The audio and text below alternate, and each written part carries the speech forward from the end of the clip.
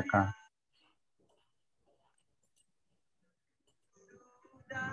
Emosionalitas, kreativitas, motivasi intrinsik, kesejahteraan psikologis, pemahaman konseptual, prestasi akademik, dan ketekunan sekolah.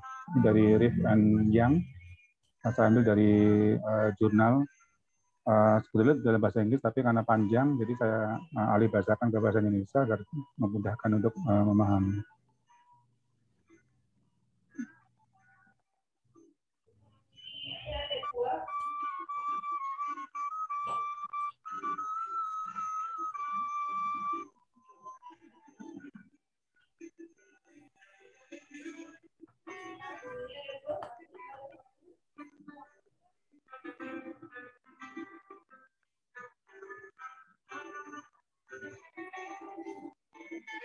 Kelihatan videonya nggak ya, teman-teman?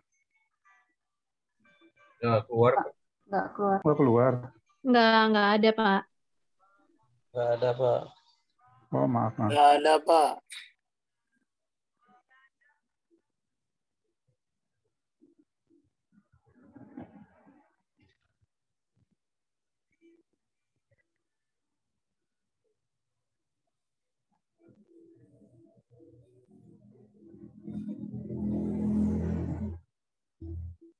Oh, nggak keluar ya?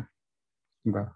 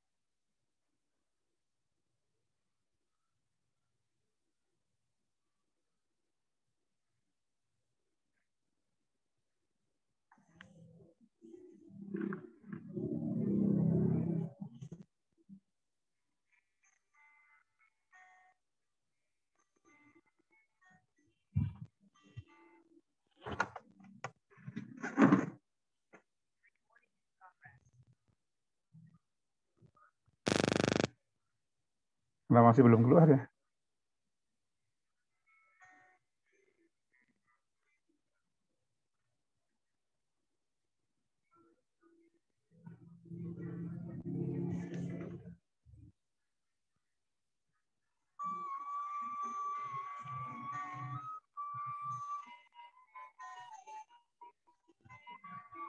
Share-nya filenya, Pak. Coba, Pak. Jangan langsung ke screen.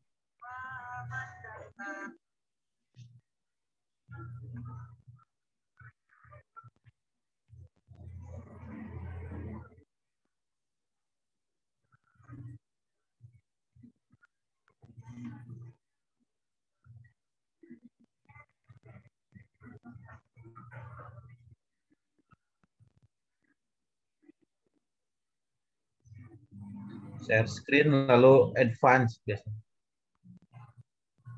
Kemudian ada video.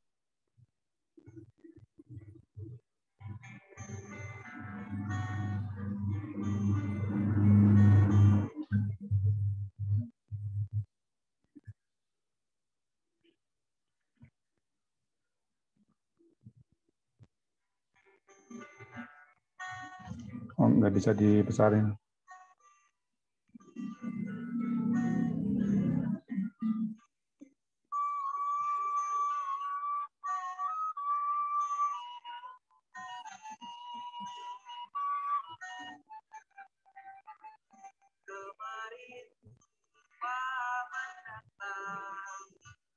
Pamanku dari desa dibawakannya rambutan pisang dan sayur mayur segala rupa cerita paman tentang ternaknya berkembang biak semua padaku paman berjanji mengajak libur di desa.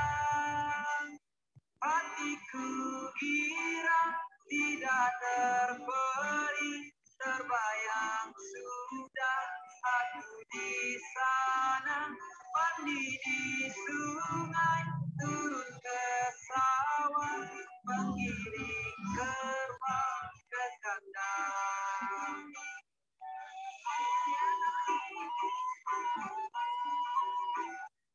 Ya, itu hanya suplemen saja untuk menunjukkan perbedaan konsep sekolah alam dibandingkan dengan sekolah sejenis yang di levelnya. Disruption, innovation, education secara sederhana, dari disruptive atau disruptive inovasi atau inovasi pengganggu menjelaskan bagaimana organisasi memanfaatkan teknologi untuk membuat produk atau layanan lebih mudah diakses oleh lebih banyak orang.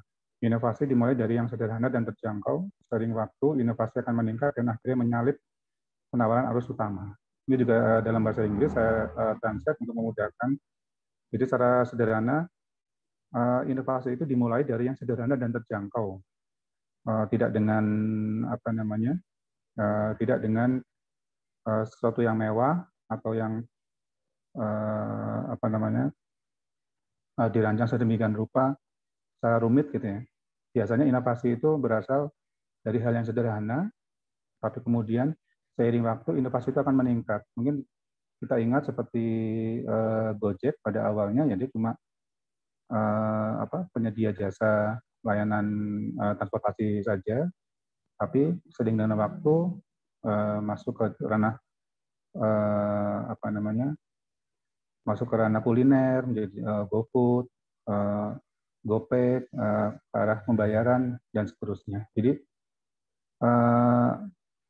sebagai pesan bahwa inovasi itu tidak harus sesuatu yang sudah kita lihat berkembang, tapi kita harus ingat awalnya pengembangan itu berasal dari inovasi yang sederhana, yang sesungguhnya pemanfaatan teknologi untuk memudahkan atau untuk menyelesaikan sebuah masalah di masyarakat.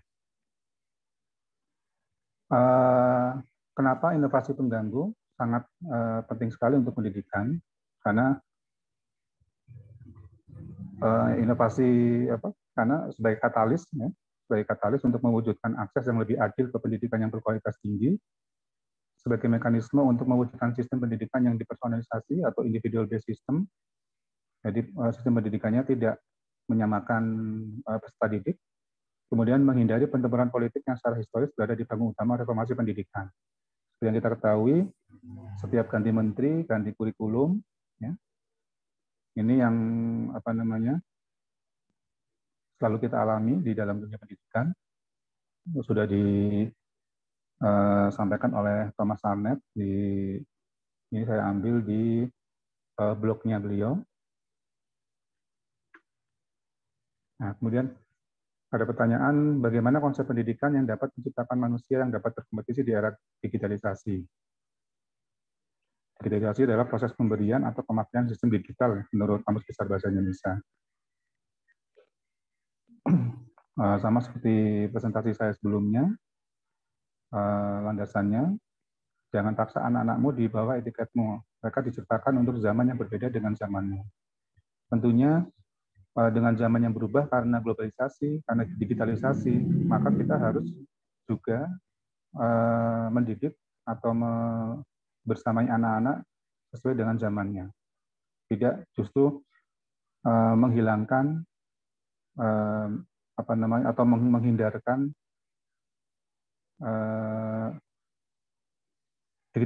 digitalisasi atau melalui mungkin gadget gitu ya pada anak-anak. Justru kita bagaimana membuat vaksinasi, ya, membuat imunisasi terhadap anak-anak kita agar dia tetap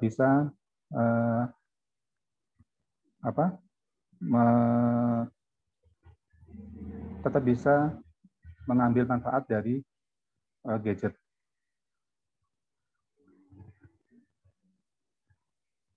Ini konsep sekolah alam secara sederhana.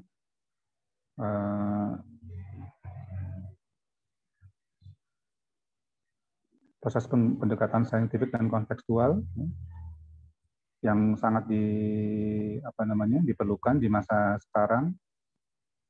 Proses penilaiannya ada melalui ujian lisan, praktek tertulis, ada raport narasi, portofolio, bakat dan angka. Metode pembelajarannya bisa melalui refleksi, outbound, tentu maestro, live-in, magang, bisnis, dan seterusnya. Nah, walaupun kami di sekolah alam, kita justru mendekatkan anak-anak kepada hal-hal yang bersifat digitalisasi ya. Slide-nya nggak berubah-ubah. Oh.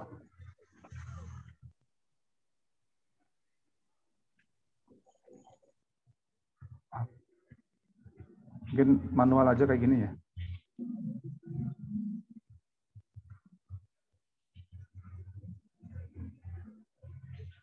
Ya. Jadi meskipun kita berada di sekolah alam, proses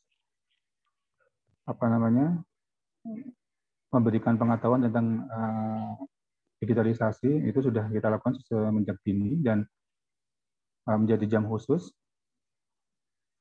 maupun jam integrasi. Artinya integrasi itu ketika mereka mendapatkan sebuah proyek oleh gurunya, baik proyek pribadi maupun proyek kelas, mereka diberikan kesempatan untuk menggunakan wifi sekolah untuk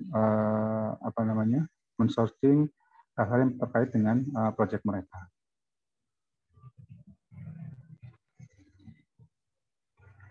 Ini video juga.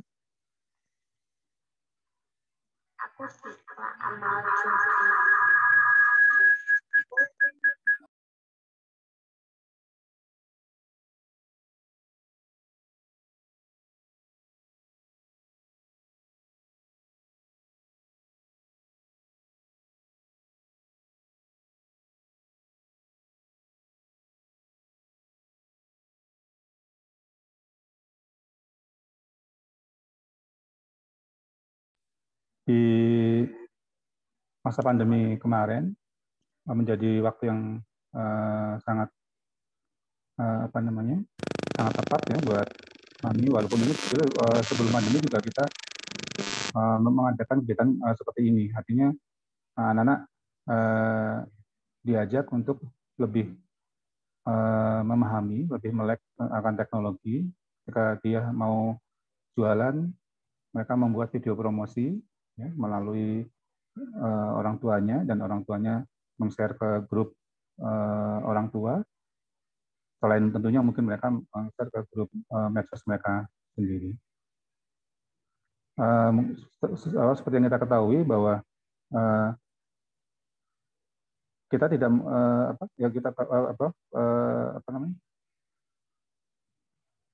YouTuber sudah menjadi sebuah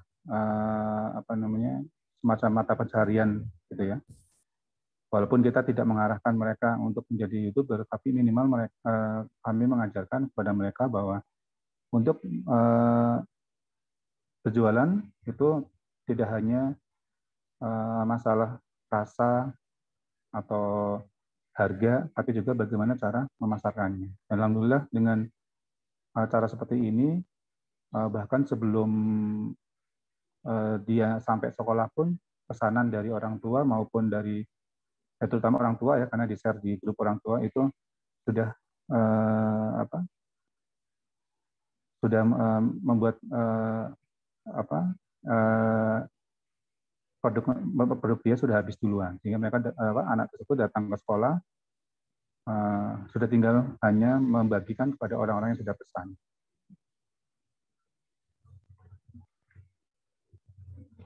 Nah ini hanya sekedar foto saja untuk project based learning-nya. Jadi kita memanfaatkan festival literasi untuk membangun budaya atau melek literasi pada anak-anak. Dan ini hanya sebagian foto aja, sebetulnya ada foto lagi yang lain yang menggambarkan mereka membuat kartun gitu ya, membuat kartun animasi melalui HP. Nanti kalau sempat saya perlihatkan hasilnya. Jadi mereka bisa memanfaatkan teknologi untuk mengembangkan bakat mereka. Ini contextual learning tentunya. Seperti kita ketahui, untuk acara memasak itu tidak hanya masalah memasaknya, tapi banyak sekali yang bisa dipelajari dari proses ini. Nah, ini juga kita mengadakan sebuah festival budaya, tapi ini sifatnya internasional gitu ya. Nah, ini ada masing-masing kelas diberi tugas untuk membuat stand. Kita bikin semacam pameran, setiap satu kelas satu negara. Nah, ini saya ambil fotonya. Ini kalau nggak salah kelas 3. Kelas 4. Orang tua kelas 4 itu mendesain stand negara Inggris. Tentunya banyak hal yang mereka bisa jelaskan kepada anak-anak. Ini terkait dengan globalisasi, anak-anak agar merasa bahwa oh, ternyata negara barat itu atau negara luar itu seperti ini, negara ini seperti ini. Jadi ada 6 kelas SD, masing-masing berbeda negara. Ini talent show. Ini yang dimaksud dengan personalized based learning ya. Jadi kita mengadakan mentoring one by one untuk setiap anak, khususnya di level SMP SMA di sisi bisnis. Mereka cerita tentang rencana bisnisnya, dan sebagian besar anak-anak SMP dan SMA sekarang rencana bisnisnya semua terkait dengan HP atau terkait dengan teknologi, sehingga kita sebagai guru ataupun orang tua tentunya harus lebih memahami agar kita ketika mengarahkan mereka tidak salah langkah. Mungkin dari saya seperti itu, Pak Miko. Jadi apa yang dilakukan oleh Sekolah Alam saat ini justru sedang dilakukan oleh sekolah-sekolah dengan level sejenis ya, SD terutama, yang terutama di negara-negara yang nilai PISA-nya tinggi seperti Singapura maupun Finlandia. Mereka jadi mengkombinasi, bahkan di Singapura itu ada sebuah sekolah yang di kebunnya di halaman sekolahnya hanya punya 3 pohon durian, pohon rambutan, dan pohon kelengkeng, dan itu buat mereka sebuah kemewahan dan padahal kita di negara tropis ini banyak sekali ya, di kebun sekolah kita pasti minimal ada 10 jenis pohon. Jadi ketika di era globalisasi ataupun disruption seperti ini, justru sekolah-sekolah yang menerapkan konsep kontekstual, memanfaatkan teknologi dan alam dalam pembelajarannya, itu akan mendisrupsi sekolah-sekolah sejenis yang hanya mengedepankan sisi akademis. Begitu dari saya, Pak Niko dan teman-teman. Terima kasih atas perhatiannya. Jika ada yang mau ditanyakan, silakan. Assalamualaikum warahmatullahi wabarakatuh. Assalamualaikum warahmatullahi wabarakatuh. Silakan kalau ada yang bertanya. Oke, silakan dimunculkan kameranya. Kalau yang tidak muncul berarti itu yang maju ya. Oke, silakan, ada yang bertanya.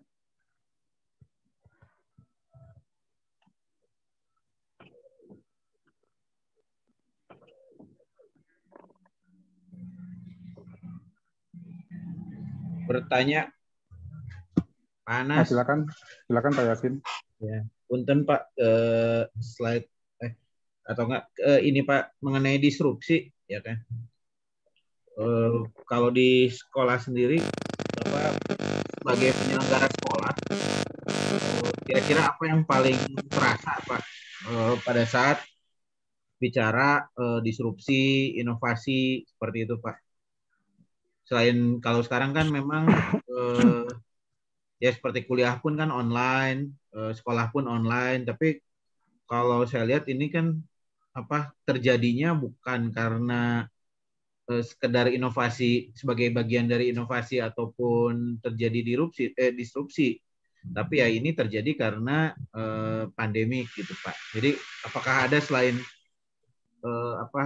selain penyelenggaraan online lah ya yang berhubungan dengan inovasi dan disrupsi di sekolah Bapak? Seperti itu Pak. Terima kasih.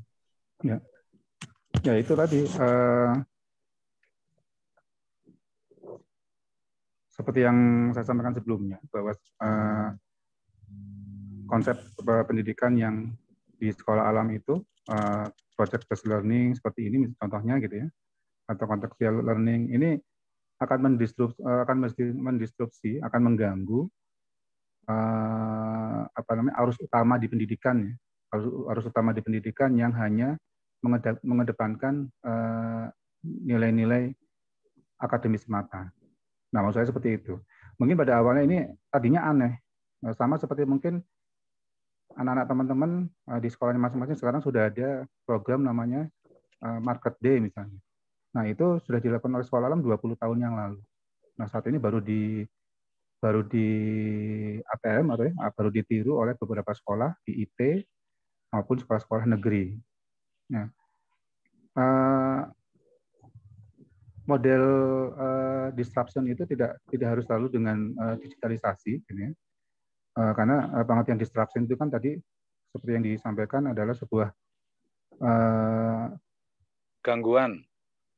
Ya betul, sebagai gangguan untuk arus utama. Jadi arus utama pendidikan usia TK dan SD seperti apa? Oh mereka lebih, kalau yang sekolah negeri lebih kepada akademis, atau kalau untuk yang IT misalnya lebih kepada hafalan, tapi mereka tidak mengajarkan tentang life skill. Nah, life skill inilah yang akan menjadi disruption. Mungkin kita mengajarkan bisnis dari mulai TK, tidak seperti sekolah lain yang tidak mengajarkan bisnis, bahkan baru mulai mengajarkan bisnis di usia di perguruan tinggi, sehingga mereka mengalami kesalahan dalam bisnis mereka yang seharusnya itu mereka lakukan ketika mereka kecil, gitu ya. Nah itu yang maksud saya untuk dengan disruption innovation di bidang pendidikan itu adalah dengan sebuah konsep sekolah yang mengedepankan life skill, baik itu life skill yang berhubungan dengan digitalisasi maupun life skill yang berhubungan dengan dunia nyata. Gitu Pak Yasin. Ya Pak, baik Pak. Terima kasih Pak. Silakan yang lain.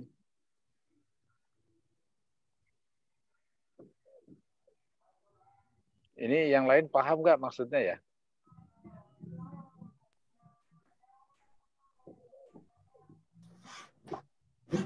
Saya izin bertanya Pak. Ya, silakan. Pak Anas, ini saya dengan penjelasan barusan tertarik gitu mengenai sekolah alam ini.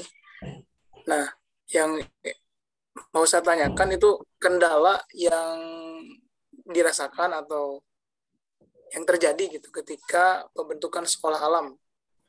Apa ada kendalaan apa gitu? Soalnya kalau untuk sekolah alam kan jarang sekali. Bahkan saya juga baru tahu sekarang, bahkan pas dulu Pak Anas presentasi pun saya juga kaget gitu dengan adanya sekolah alam. Boleh dijelaskan Pak kendalanya gitu atau gimana gitu? Oke. Terima kasih Kang Niman. Jadi kalau kendala sama seperti unicorn yang sekarang ada ya, dari Grab, Gojek, atau Traveloka, Tokopedia, Shopee, untuk hal yang baru atau sebuah inovasi yang baru pasti banyak sekali tantangannya. Mungkin kita ingat kalau dulu waktu awal berdirinya Gojek itu banyak sekali, terutama di tempat kami juga sama di Baturaden, banyak Gojek yang tradisional itu demo gitu kan. Nah sama, kita pun juga demikian. Ketika sekolah ini dengan konsep yang ada kita lahir, itu tantangan utamanya dari Dinas Pendidikan yang tidak setuju dengan konsep ini, bahkan mempertanyakan ketika kita mengajukan izin, mempertanyakan ini izinnya mau pakai izin apa. Kami nggak tahu nih sekolah alam itu apa, walaupun sudah kami jelaskan. Tapi lambat laun dengan seiring waktu, orang tua yang memahami tentang pendidikan lebih baik itu semakin banyak, maka sekolah alam semakin berkembang. Dan sebagai gambaran bahwa kalau menurut Muhammad M. Nuh gitu ya, bahwa kurikulum yang baik adalah kurikulum yang bisa bertahan minimal 15 tahun. Dan alhamdulillah sekolah alam ini umurnya sudah 22 tahun dan konsep kurikulumnya tidak berubah dari 22 tahun yang lalu. Jadi kami sudah membuktikan bahwa konsep sekolah alam ini bisa bertahan dengan berbagai berarti dalam 22 tahun ini kita sudah berubah 4 kali kurikulum ya. Dan alhamdulillah kita tetap dengan kurikulum yang ada dan bisa bertahan gitu Kang Niman. Jadi kalau bicara kesulitannya atau bagaimana pendiriannya, ya kesulitannya sama seperti inovator-inovator yang lain yang sekarang jadi unicorn gitu kan. Bedanya kalau kami di dunia pendidikan tidak ada value, tidak dapat dinilai secara value ya, karena tidak masuk bursa saham. Tapi seandainya ada pun, insya Allah nilai kita akan lebih dari nilai sarpras atau nilai aktiva tetap yang dipunyai oleh sekolah. Sama seperti unicorn itu kan aktiva tetapnya kecil, tapi perputaran arus kasnya besar. Nah ini yang hal yang sama terjadi kepada semua inovator yang ada sekarang. Terima kasih. Terima kasih Pak Anas. Ya silakan, yang lain. Saya Pak, Tanya, izin. Pak. Oh, iya. Oh ya, Silakan Bu. Silakan Bu Ranita. Saya dulu boleh. Ya, silakan Bu Ranita. Pak Anas izin bertanya. Selalu menarik gitu ya menyimak presentasi dari Pak Anas dengan sekolah alamnya. Yang mau saya tanyakan ini kan berarti kalau saya baca-baca buku dari manajemen inovasi yang Pak Budi sampaikan gitu, yang dari alfa beta itu berarti ini kita masuknya ke arah inovasi pada bidang jasa gitu ya Pak Anas ya. Betul. Kalau lebih umum lagi gitu. Nah, kalau saya baca-baca terus ada tuh perbedaan barang dan jasa gitu. Salah satunya adalah tentang heterogeneity atau keanekaragaman. Nah, yang mau saya sorotin adalah memang betul ya kalau sekolah konvensional itu mungkin membuat muridnya seperti akan sama rata semuanya gitu. Jadi pokoknya dikasih materi A, B, C, D gitu. Nggak tahu muridnya bisakah atau mudah menerimahkah atau ada yang keunggulannya di bidang satu dengan di bidang yang lain. Pokoknya semuanya seakan disamaratakan. Nah, kalau saya dengar dari cerita Pak Anas atau presentasi Pak Anas barusan ada yang namanya ada yang namanya apa tuh Pak di bawah lagi yang paling bawah tadi yang mentoring tadi tuh personalized. Nah ya itu mentoring atau personalized based learning gitu. Nah yang saya mau tanyakan apa sih tantangannya gitu? Apa sih tantangan dari terkhusus untuk belajar tapi personalized gitu. Menurut saya pasti nggak akan mudah ya, maksudnya pasti susah gitu, apalagi mendobrak paradigma bahwa belajar itu ya harus sama-sama gitu, bareng-bareng semuanya dikasih materi yang sama. Sementara kalau di sekolah alam ada nih yang namanya personalized based learning yang pasti jadi sendiri-sendiri gitu, ngobrolnya aja sendiri antara guru sama satu muridnya gitu.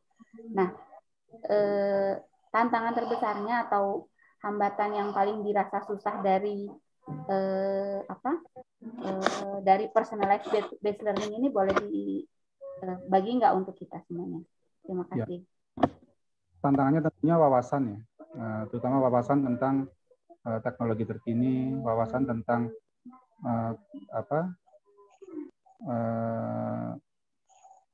khususnya tentang teknologi, karena sebagian besar anak-anak yang saya dampingi itu mereka visi bisnisnya menggunakan sarana HP semua. Ada yang sekedar jualan DM game, ada yang membuat game lewat HP, ada yang menjual barang bekas online, barang bekas branded gitu ya. Ada yang menggambar kartun digital gitu. Terus ada yang mereka ada yang mau jadi penulis, mereka nulis buku, banyak sekali. Tapi memang rata-rata mereka menggunakan teknologi, gitu. Teknologi digital maksudnya. Artinya kalau teknologi digital ini berarti menggunakan internet. Nah ini yang kalau saya selaku generasi X ya mungkin yang tidak lahir di era yang seperti itu, tentunya harus lebih banyak belajar. Harus lebih banyak belajar sebelum saya bisa mengarahkan mereka agar bisnisnya bisa berkembang, atau minimal ketika mereka melakukan sebuah kesalahan, kesalahannya ada di saat muda sekarang, bukan saat nanti mereka benar-benar terjun di dunia bisnis murni. Begitu, Mbak Raninta. Berarti wawasan mentornya gitu ya Pak ya? Betul.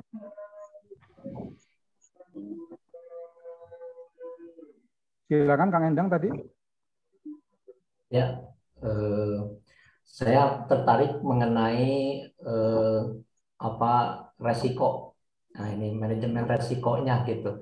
Ketika melakukan waktu itu Pak Anas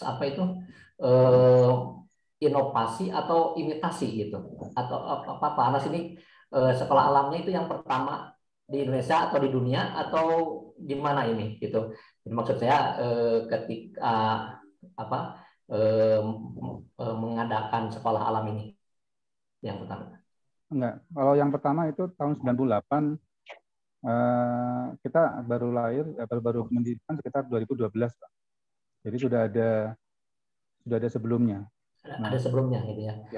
Berarti ini masuk kepada saya kebetulan nih membawa nanti materi manajemen imitasi begitu. Jadi ini kadang ada kan ada pionir begitu ya. Dan nanti ada yang disebut dengan follower begitu ya. Nah ini berarti kan sudah masuk kepada imitasi begitu. Nah imitasi pun bahkan jangankan imitasi gitu ya, apalagi inovasi. Nah inovasi sendiri mengandung resiko yang luar biasa begitu ya ketika mau mengadakan hal yang baru begitu. Nah dulu Pak Anas sendiri bagaimana cara memanage atau mengolah resiko ini begitu. Kan banyak juga mega proyek misalkan atau inovasi-inovasi yang baru tetapi akhirnya mengalami kerugian yang luar biasa. Jadi ini untuk meminimalisasinya atau untuk mengantisipasi hal-hal seperti ini, misalkan ini bisa berkembang atau tidaknya gitu kan, itu juga resiko. Terus juga segmen pasarnya gitu. Di sini kan saya lihat, saya punya teman di Bogor juga gitu ya, di dulu ada dari IPB begitu ya mengadakan sekolah alam gitu ya. Nah itu juga segmen pasarnya ternyata si siswanya itu kelas menengah atas ternyata gitu, tidak jadi dari orang alam sekitar begitu, karena ternyata sekalipun sekolah alam tetapi biayanya gitu tidak murah lah begitu. Nah, itu barangkali yang saya ingin tanya, penasaran saya Pak. Ya, oke. Jadi memang kalau bicara inovasi atau imitasi, secara konsep kita imitasi, tapi secara pelaksanaan saya bisa sebutkan sekolah kami inovasi karena sekolah kami berdiri di tengah-tengah hutan, Pak. Yang seperti digambar ini di lahan milik perhutani dulu. Jadi menjadi sekolah pertama yang bekerjasama dengan perhutani, sekolah formal ya, sekolah formal perhutani kita ada izinnya dan tentunya tidak mudah karena ternyata sebuah inovasi itu akan punya tantangan, apalagi ketika ada pihak-pihak yang ternyata memang punya kepentingan sama dengan lahan tersebut. Nah, intinya kalau di kami di sekolah itu resikonya ya memang berada di jumlah murid. Jumlah murid kita sedikit. Terus kenapa itu akan menjadi jawaban juga kenapa biayanya jadi besar. Karena kita programnya individualized ya, personal, sehingga banyak sekali kegiatan-kegiatan yang kalau di sekolah lain bisa diadakan di dalam kelas, cukup dengan media buku, misalkan bercerita tentang kalajengking, dia cukup menunjukkan buku halaman sekian, ada foto kalajengking. Nah, sedangkan kalau di sekolah alam, kami harus mencari orang yang tahu bagaimana cara memancing kalajengking supaya keluar dari lubangnya. Nah, tentunya kita memanggil orang tersebut kan tidak secara gratis. Nah, hal seperti itu yang contoh sederhana saja. Jadi kalau bicara resiko, tentunya sangat besar ya, sangat berisiko tinggi. Tapi sebetulnya prospek investornya besar, Pak. Karena hanya saja karena kami di dunia pendidikan sehingga kami tidak terlalu fokus ya, walaupun ketika kami menawarkan ngobrol-ngobrol gitu sama orang tua ketika misalkan untuk membantu investasi di sekolah, mereka siap Pak mengeluarkan dana 500 juta misalnya. Tapi pada akhirnya kami menolak atau kami tidak meneruskan karena memang ketika sudah masuk investor, maka otomatis akan ada permintaan pengembalian dana. Yang itu yang tentunya akan membuat kami tidak lagi bisa menjalankan fungsi pendidik secara baik. Ya, jadi kita lebih fokus pada melakukan pengembangan sedikit demi sedikit, gitu Pak. Terima kasih. Sama-sama.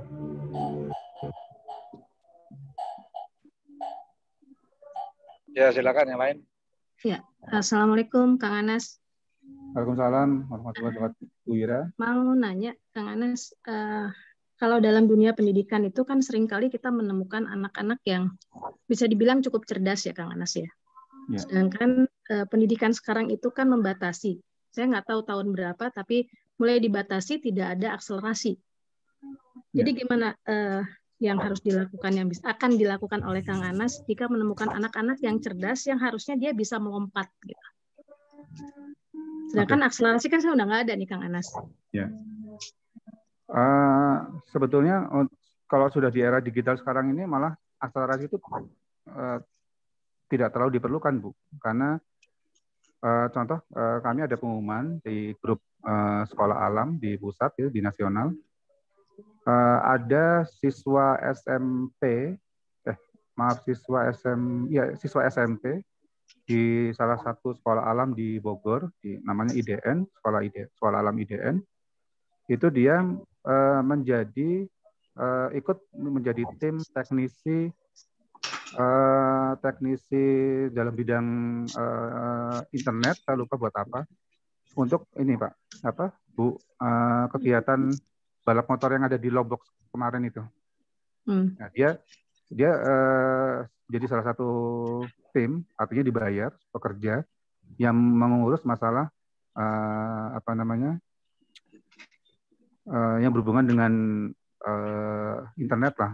Mungkin di sana ada scoring atau bagaimana memvideokan hasil video dari drone bisa disampaikan ke layar TV dan sebagainya.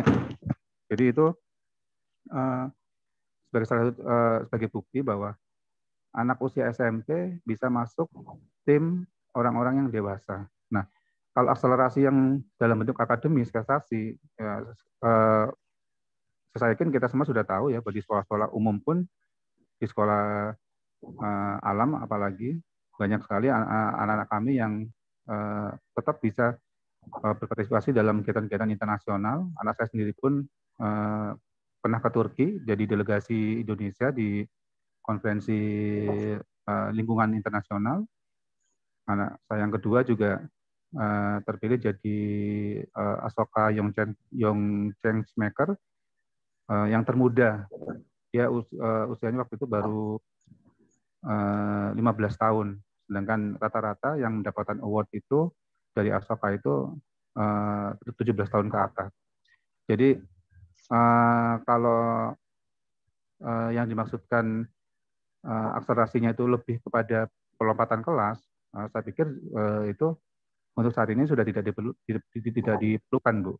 Karena yang penting justru bagaimana prestasi mereka di luar kelas itu beyond atau melebihi dari teman-teman sekelasnya. Maksud saya bukan akselerasi masalah itu, Pak, tapi akselerasi masalah ijazah, Pak. Jadi anak-anak ini walaupun misalnya sebetulnya dia misalnya nih SMP tapi dia bisa sudah kemampuannya bisa masuk universitas, tapi dia tetap harus menyelesaikan SMP-nya 3 tahun gitu kan, Pak ya. SMA juga sama, Pak. Nah, itu keterbatasan ini bagaimana, Pak? Ya satu-satunya jalannya kuliah di luar negeri, Bu. Kami di SOU, di ada sekolah alam punya Bang Lendo di Bogor. Itu SMP SMA cuma 4 tahun. Jadi digabung SMP SMA itu level SMP SMA itu hanya 4 tahun. Tapi tetap ijazahnya ya nunggu di tahun ke-6. Jadi tapi ijazah sekolah mereka yang di tahun ke-4 itu bisa untuk mendaftarkan mereka ke perguruan tinggi di Singapura terutama. Bisa, Bu. Tapi karena peraturan di Indonesia tidak memungkinkan untuk itu, maka ya mereka di tahun ke-6 kembali ke Indonesia, ujian secara formalitas, kemudian dapat ijazah. Terima kasih, Pak Anas. Assalamualaikum. Sama-sama, Bu Ira. Waalaikumsalam. Ya, silakan yang lain.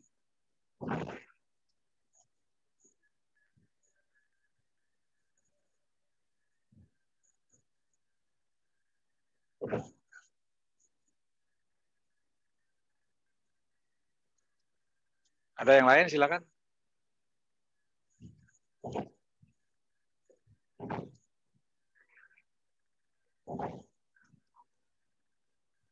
Ya, oke, saya kalau nggak ada, begini.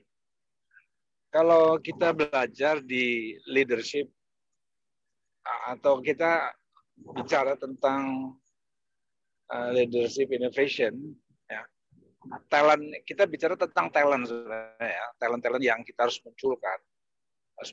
Jadi di sini adalah kita butuh sekali pengejawantahan tentang konsep kehidupan.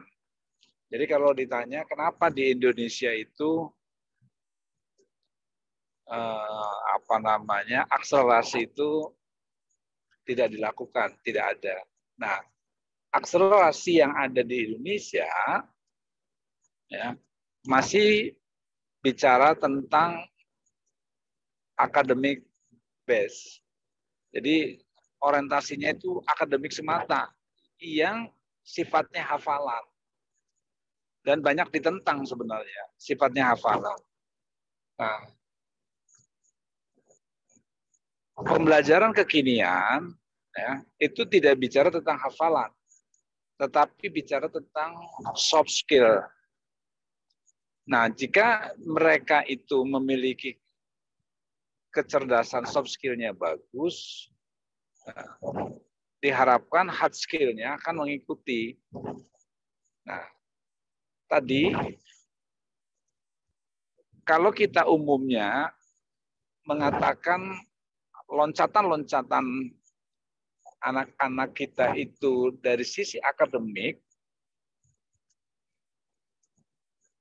itu akan lebih sulit diterima di dunia nyata. Contoh misalnya, dia bisa matematik sampai anak kelas 3, tapi dia bisa mengerjakan matematik sampai matematik kelas 6.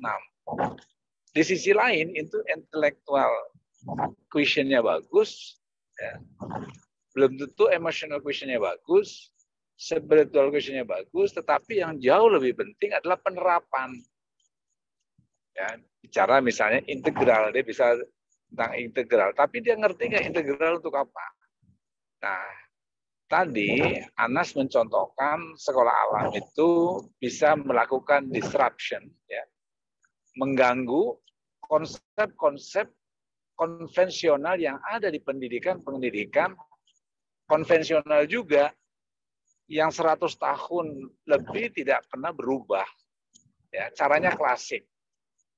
Nah, kalau konsep Bloom, ya, kan kalau kita itu belajar itu selalu ngapalin.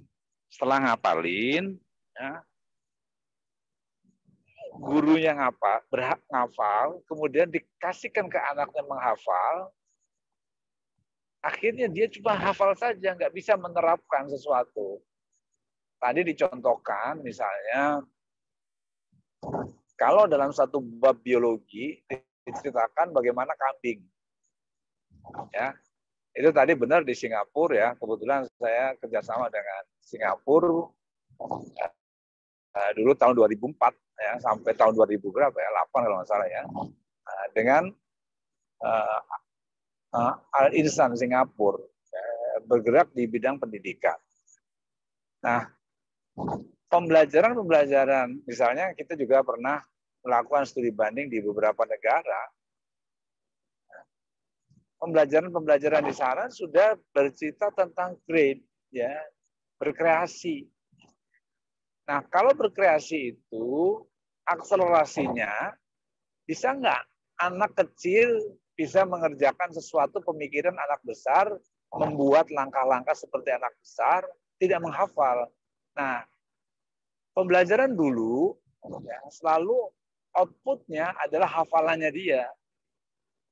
Pembelajaran kekinian bukan hafalan, tetapi dia membuat sesuatu, ya, dia meng-create sesuatu, merancang sesuatu, ya, sehingga konsep-konsep manajemen inovasi yang dilakukan adalah bukan sebuah cerita, bukan sebuah narasi saja, tetapi narasi itu menjadi, karena gini, kalau hanya pemikiran saja itu namanya kreativitas. Nah, tetapi kalau sudah membentuk sebuah wujud, maka disebut innovation. Wujud nyata. Jadi kalau kita bicara tentang manajemen inovasi, bagaimana kita bisa mewujudkan nyata dari pemikiran-pemikiran lahir sebuah konsep yang nyata bisa dipakai. Kalau dalam bahasa riset itu hilirisasi, sampai bisa dijual. Nah, tadi cerita tentang konsep sekolah alam, ya, sebenarnya pembelajarannya adalah out of the box. Konsepnya adalah bahwa semua manusia itu lahir secara sunatullah berbeda-beda. Nah, pendidikan sekarang, yaitu karena ada dulu revolusi industri pertama, membutuhkan standarisasi pengetahuan, maka kelasnya distandarkan. Satu kelas, ya, 20, 30 orang, 50 orang, pinternya harus sama. Padahal setiap orang itu memiliki kemampuan yang berbeda-beda, memiliki hobi yang berbeda-beda, memiliki apa istilahnya, ya, passion yang berbeda-beda, tidak boleh distandarisasi. Nah, kenapa itu lahir? Karena dalam revolusi industri 1, 2, dan 3 dibutuhkan industri-industri mass production, ya, industri massal, maka di situ dibutuhkan insinyur yang keahliannya seragam, membuat produk-produk yang seragam karena dibutuhkan yang sangat seragam. Nah, dengan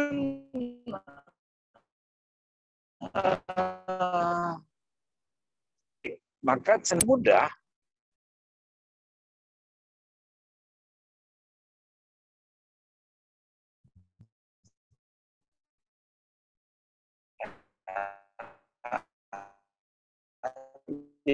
ya, kekinian lebih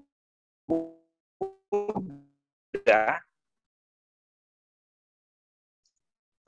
berharap bahwa kampus, sekolah, itu anak-anak sesuai dengan hobinya. Semua di kelas ini, di tingkat sekolah itu diharapkan mereka itu mengembangkan talentnya.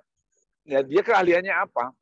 Nah, sedangkan konsep verbal itu mengatakan manusia dibagi dua. Manusia pertama adalah lahir dengan talent tertentu karena mereka memiliki keturunan secara genetik bahwa kebisaannya adalah itu saja. Kemudian pemahaman kedua, bahwa setiap manusia lahir itu diberi ya talent yang sangat nature yang kemudian bisa dibentuk sesuai dengan pelajaran yang didapatkan. Jadi tidak ada dikatakan, aduh saya tidak bisa jadi insinyur, saya tidak bisa jadi dokter, saya tidak bisa. Menurut konsep yang kedua, semua orang secara sunatullah bisa dibentuk sesuai dengan hobi, keinginan, harapan, dan passion-nya. Nah, pada saat kuliah, sekolah di tingkat dasar menengah dan tinggi, kemudian kampus-kampus mencetak orang-orang dengan standarisasi yang ada. Nah, ini akan menjadikan sebuah pemakzulan kodrat manusia. Jadi manusia yang tadinya ingin jadi pelukis dipaksa untuk menjadi insinyur. Seorang yang ingin jadi insinyur dipaksa menjadi seorang penari dan lain sebagainya. Nah, sebenarnya konsep-konsep pengembangan talent itu paling baik itu di sekolah yang paling mendasar, dari pendidikan usia dini, SD, SMP. Itu sangat memungkinkan karena kalau menurut konsep yang disebut dengan Golden Age ada 3. Golden Age yang pertama itu 0 sampai 5 tahun, 5 sampai 11 tahun, 11 sampai 21 tahun, 21 tahun sampai 30 tahun, dan 30 tahun sampai 40 tahun. Nah, artinya setelah 30 sampai 40 tahun itu orang akan sulit berubah secara talent, kecuali dia memaksakan merubah dengan energi yang tinggi. Nah, di Golden Age yang pertama 0 sampai 5 tahun dan Golden Age yang kedua 5 sampai 11 tahun itu justru perkembangan otak manusia untuk dibentuk sesuai dengan kemampuan, hasrat, talentnya, kemudian passionnya itu akan jauh lebih besar. Nah, sekolah alam lebih unggul daripada sekolah-sekolah biasa yang mencetak, menseragamisasi semua orang jadi ahli sejarah, semua orang jadi senang ini. Nah, nanti ke depan konsep semacam ini akan hilang. Nah, jadi nanti anak-anak itu boleh memilih. Saya tidak mau memilih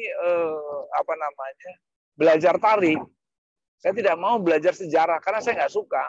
Tapi dia tetap mempelajari sejarah, porsinya lebih sedikit. Jadi nanti mereka itu sangat personalis. Ya, sangat personal dalam pembelajaran.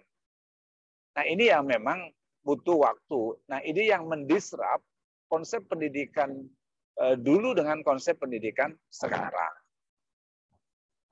Gimana? Masih ada yang ditanyakan nggak?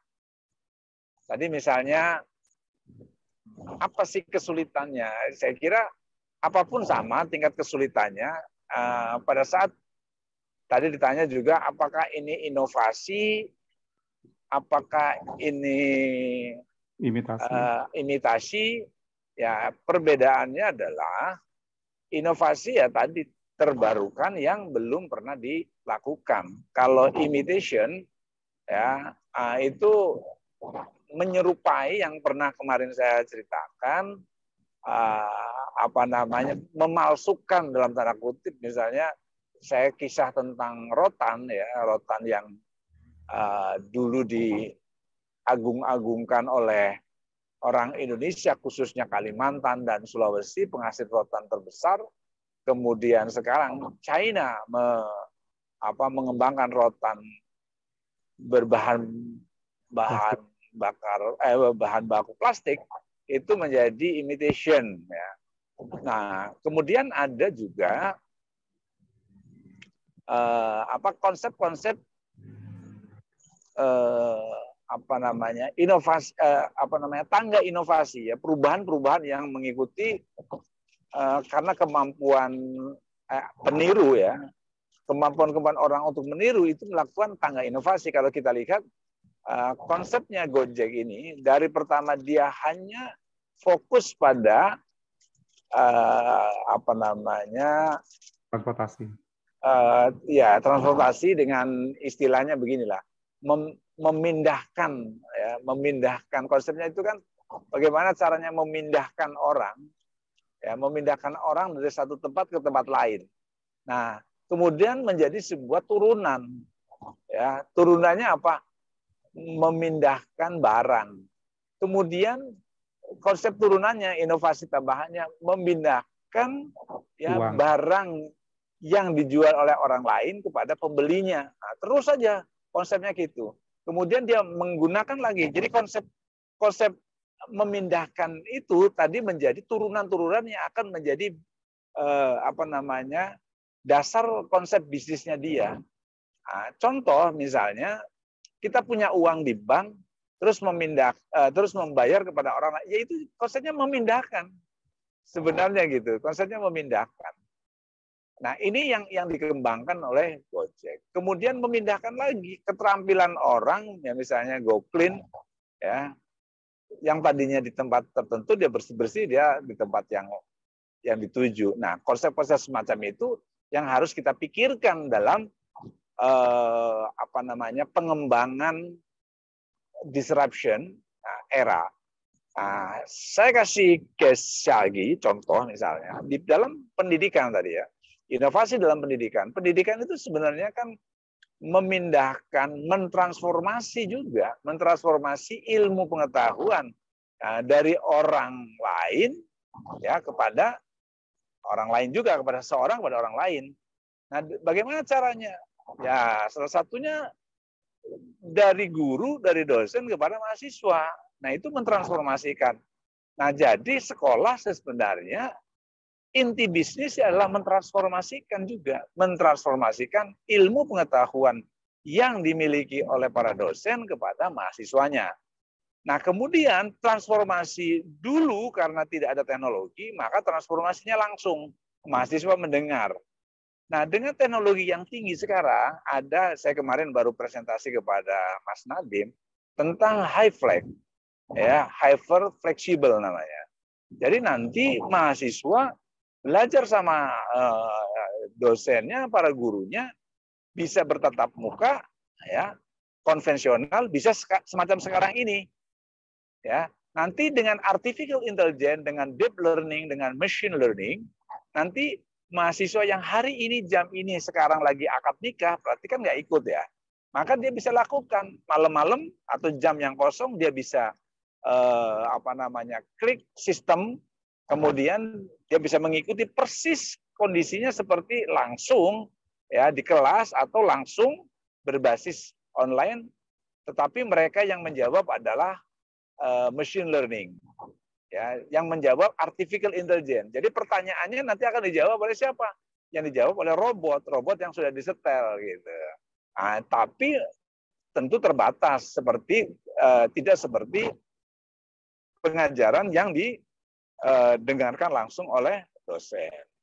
Oke, sekarang saya akan tunjuk yang maju yang tidak ada di kamera, berarti maju ya. Oke, sekarang yang tidak ada di kamera. Yang tidak muncul, silakan Neni ya, mana Neni? Muncul, Pak. Sama Endang, ya silakan maju. Ya udah nggak muncul tadi, nggak ada. Oke, gini aja deh, waktunya udah sempit, soalnya besok setiap yang tidak muncul langsung itu presentasikan, biar Anda serius. Oke ya, ini karena waktunya ya, karena waktu nanti nggak apa-apa deh, nanti Anda mungkin belum siap, nanti besok aja lagi, tapi saya besok lihat yang tidak muncul itu langsung saya tunjuk. Baik, terima kasih. Saya juga lagi di perjalanan, ini masih di Jakarta.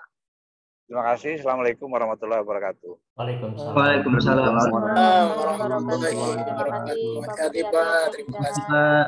Hati di jalan. Pak.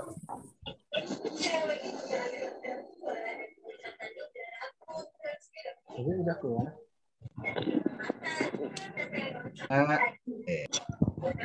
Semangat guys. Semangat guys. Untung muncul tadi. Dan ini untung selamat. Deg-degan. Ini minggu Seru, depan. guys. Deg-degan kok Pak Budi mah ya. Bukan laptop tadi. Aduh ya Allah, Robi. Tadi Kak Asih kerjain tugas yang lain. Tugas yang lain. Jadi weh. Balik kan. Ya, izin pamit ya buat maghrib. Ya, izin pamit ya. Izin